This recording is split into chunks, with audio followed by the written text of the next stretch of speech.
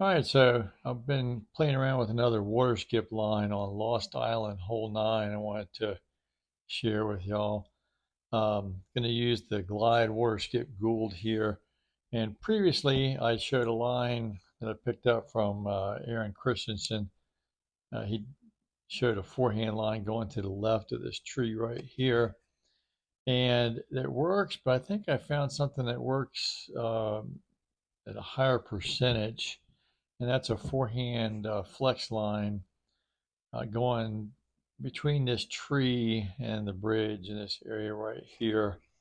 And now this works best, or is most useful, I should say, with a strong wind out of the right, a headwind like this one here. It's one of the more adverse winds on this hole. And that's obviously because it's trying to push you off of this island to the left into the OB water. So the forehand works really well because it's going towards the land instead of towards the water once it gets to the island. It will work in other winds, but in strong winds out of the left, you do need to be careful. It can end up in the water down here using the bottom chevron as a pointer. But it looks something like this. I like to put the middle chevron around this rock, which is one of my standard aiming points. And then, depending on the wind, as always, but not a whole lot of anhyzer because you don't want to clip this tree or the tree that's hidden behind it because both those do have collision and you'll drop right in the drink. So I'm about right here, and we're going to go with this wind about to here at the anhyzer, see if this works. Now the goal, remember, is just to get to the island safely.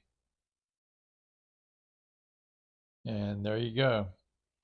That's a very good shot in that wind. Now here, you could even run this, but I would not recommend it. I would just lay up for the birdie.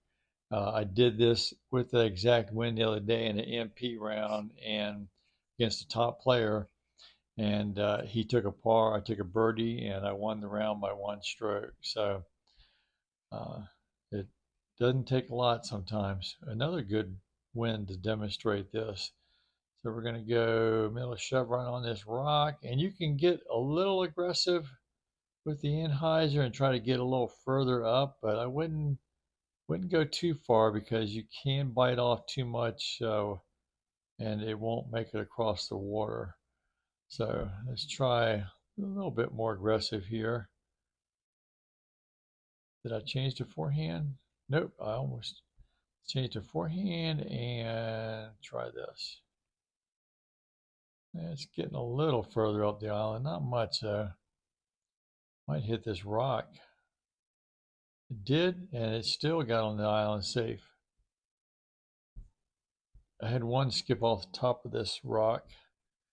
Now this wind, most favorable, I would go with, backhand, glide skip, or even the captain.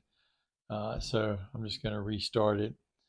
See if I can get, there you go, same wind again. That's very unusual. This is not a common wind.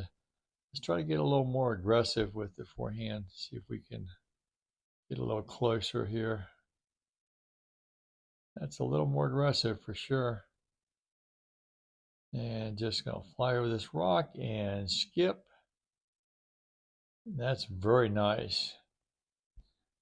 There you go, 265. So again, you could run this, but I probably wouldn't, not in multiplayer anyway. I would just get up here for the safe birdie.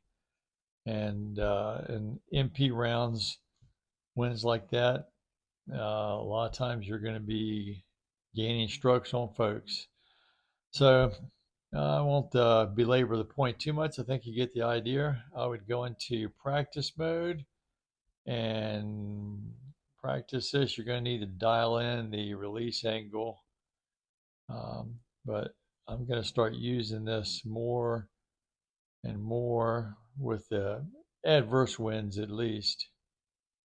So seems to work pretty well. That's going to hit this rock. It's going to skip off the top. There you go. So I'm again safely on the island, which is a great goal in those more adverse winds. So, all right, hope you enjoyed that. Hope you learned something, and we'll see you around the valley.